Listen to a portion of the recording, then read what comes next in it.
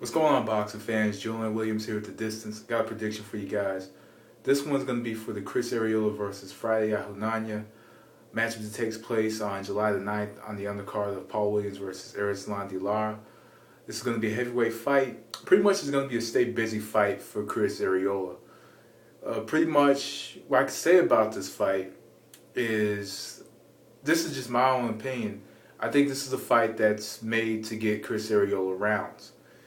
And I think it's to get him rounds is because what he has in front of him is a tough, durable opponent who's never been knocked down and never been knocked out his entire career. So I think this is, on paper, this is a fight that's pretty much intended to get Chris Arreola rounds. He has been staying busy over this year. He's been in about 3 fights. A couple of fights were weeks apart, and pretty much, I guess the best thing right now for Chris Arreola, is to stay busy. If you look at the heavyweight division in the 90s, look at Riddick Bowe, even though he was undefeated until the rematch against Evander Holyfield in like 91 or 92, he stayed busy.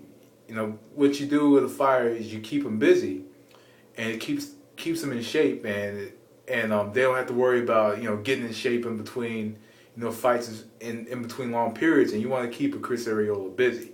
We remember what happened last time. He took a long break. When he went from, and it was a short time though, because it was a short time, like in between Chaz Witherspoon and I think his name was Israel Garcia. He just blew up in weight and wasn't able to get down since. But now he's able to get his weight down, and he's looking. No, I think he's starting to look a lot. I think he's starting to look a little bit faster. Some people are saying he seems to be weight drained. I wouldn't even call him weight drained at all. I just think that it's going to take a lot of, I guess maybe take a little bit of adjusting to being at the weight, but I'm sure he feels a lot better and a little more confident coming into these fights at like 230 pounds. And I think that in the heavyweight division we do need a fighter that's like 230 pounds instead of 270 pounds full of fat. So Chris Arreola, pretty much he got rid of that spare tire. Looks better, sharper in the ring, I believe. He's much sharper. His punches look a lot. I think his punches look a lot crisper than they were before, and it's a good thing. So Friday Ahunanya, pretty much, I've seen him in a few fights. I did see him fight David Tua last year, and I did think that David Tua was going to knock him out. Back in my March 14th or 15th last year's prediction, I thought that David Tua was going to knock him out. But, I think David Tua was shot, pretty much a shell of his former self, and now he's facing a younger opponent who could possibly knock him out if he sat in the punches a little more, sat in the punches more so than David Tua did. So in this specific fight, to break this fight down, Chris Arreola, in order to win this fight, he's going to have to come in. He's going to have to pressure Friday. He's going to have to pressure Friday because Friday is usually in his comfort zone on the outside. When he's pretty much throwing punches behind, when he's pretty much hiding behind his jab, he uses his jab pretty much to sometimes set up other jabs and sometimes look for a left hook. Usually his jab sets up the left hook. Sometimes he kind of lures his opponents a little bit by going back a little, but he hits his opponent with the counter jab from time to time. He does stay in the pocket a little bit, but he does move quite a bit, but he doesn't move all too well. It's kind of more of a trot than anything else. So in this fight, all Chris Arreola has to do is what he does best: come forward and pressure him the entire fight. And in this one, he doesn't really have to use the jab all that much. What he wants to do is he does want to come around kind of the weak guard of Friday. I personally believe that Friday has a weak guard.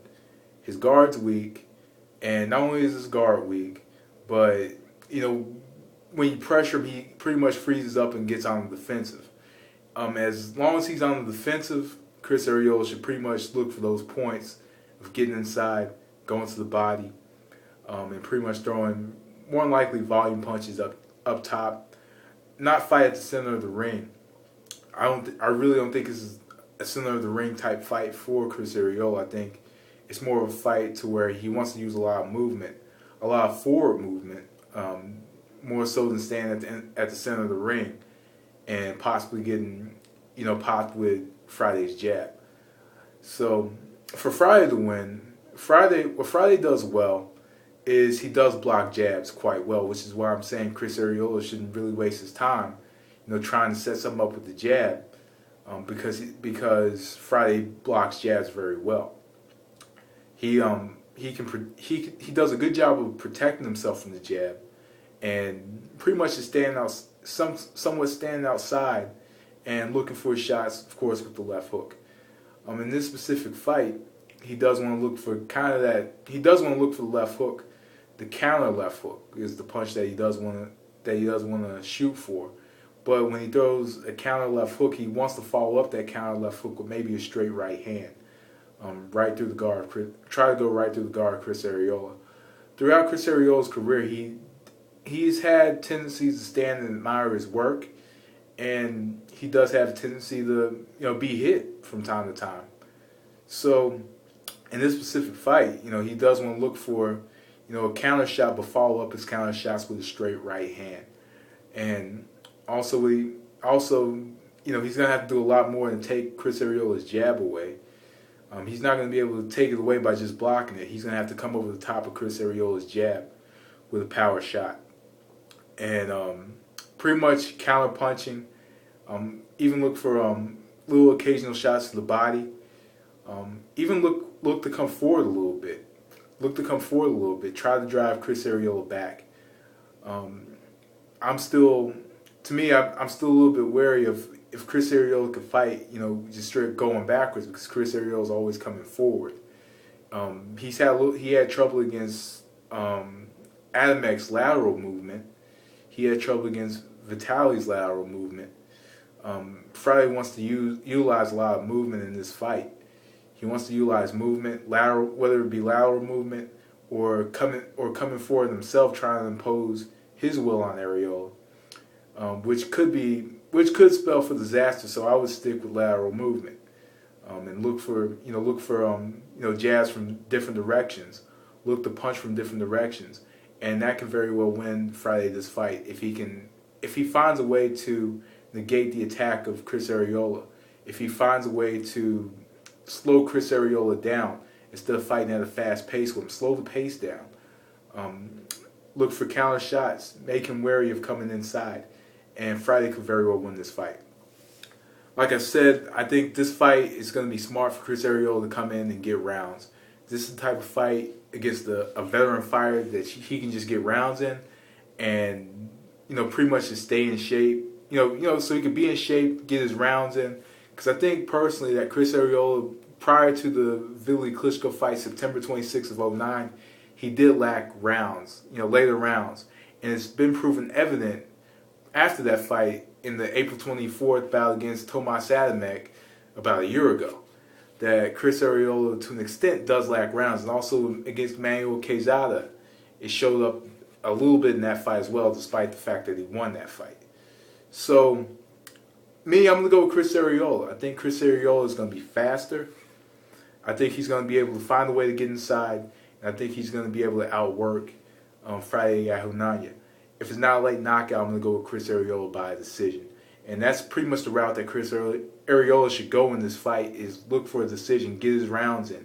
Because after this fight, I think he might fight another fight. It depends.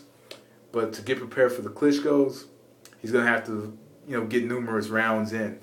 If he wants to fight a Klitschko, a Hay, or even Adamek if he defeats Vili Klitschko September 10th. He wants to get those rounds in because those rounds are important against fighters like the Klitschkos.